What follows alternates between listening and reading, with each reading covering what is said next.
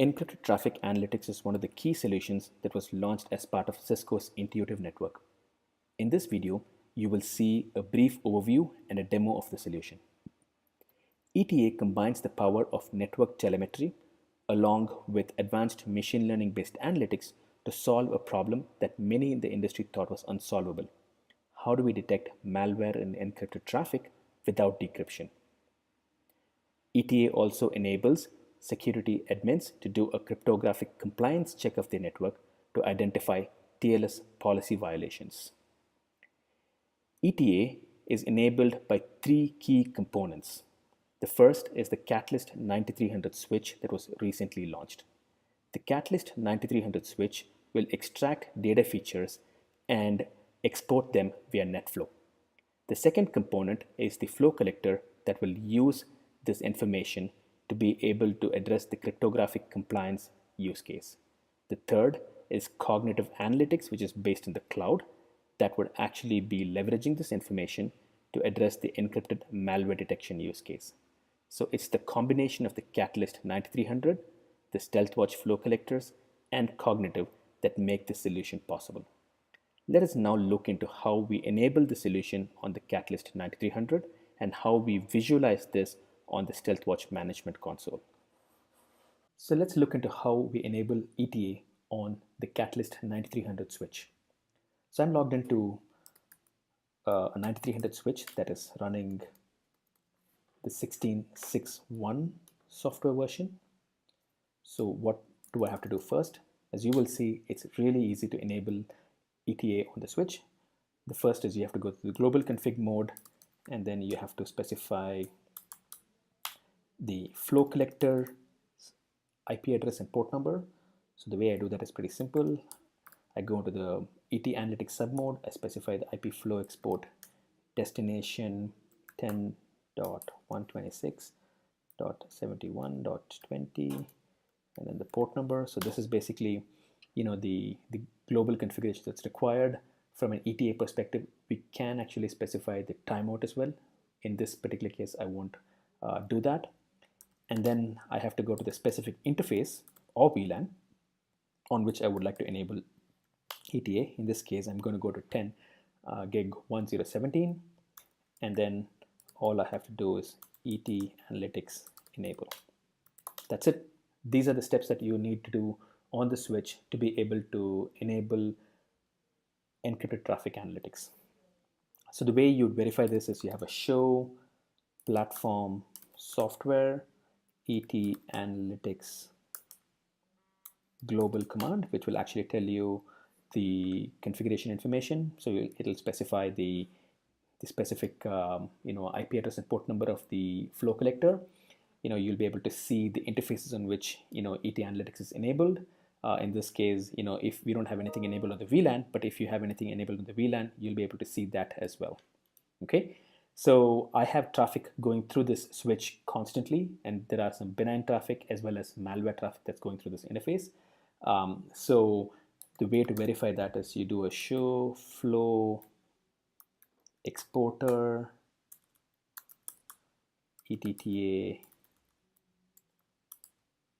exp statistics, and you'll be able to see the number of ETTA flow records that have actually been sent to the flow collector.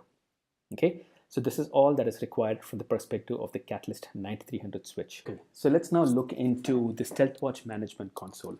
So this is the console where you will actually be able to visualize the two specific use cases that are enabled by encrypted traffic analytics. The first is the detection of malware in encrypted traffic. Now in my packet captures, I'm actually sending some PCAPs of ransomware, which is encrypted, and the switches look into that stream, they export the metadata, it gets to the flow collector sends these metrics to cognitive analytics in the cloud, and cognitive analytics will be leveraging the machine learning classifiers to identify malware in encrypted traffic based on these fields. So this information is then sent back to Stealthwatch, which is then shown in the cognitive threat analytics widget here, right?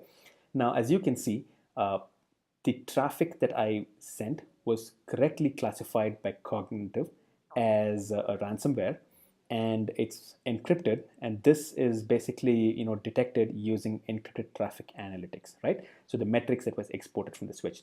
So this is essentially one of the key new capabilities that has been enabled as part of ETA, right? So this 10 here indicates a threat score, which means that there is a very high degree of confidence that this is indeed ransomware, and then you could actually take a specific corrective action if you choose to do that, right? Now, if we want to get more information about the specific communication pattern that was used by this particular ransomware, you click here, you can open up the cognitive threat analytics portal, and there you'd actually be able to see more information about the communication pattern that was used by this ransomware.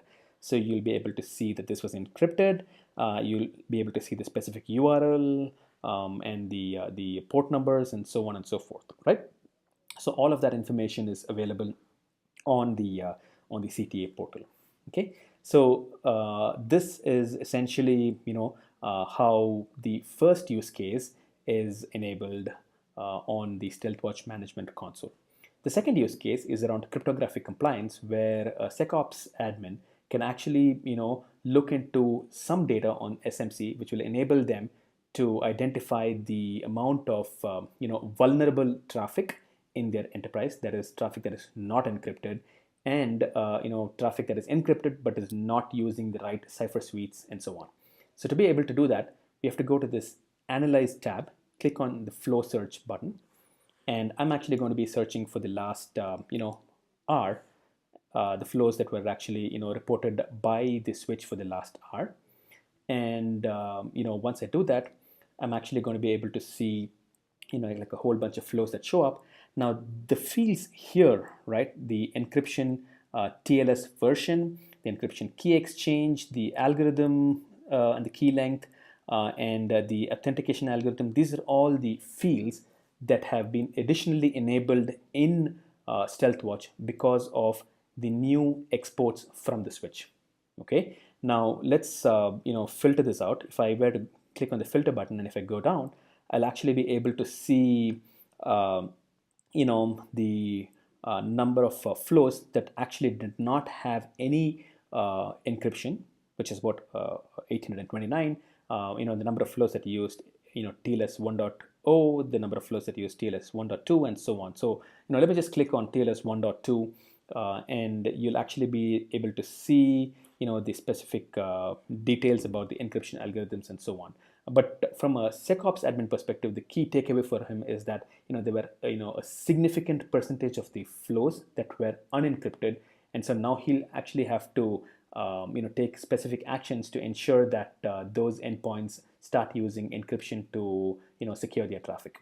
Okay, so the two use cases again in summary: malware detection in encrypted traffic and cryptographic compliance, and both of these are enabled by the exports from the Catalyst 9300 switch and are actually shown visually on the Stealthwatch management console. Thank you.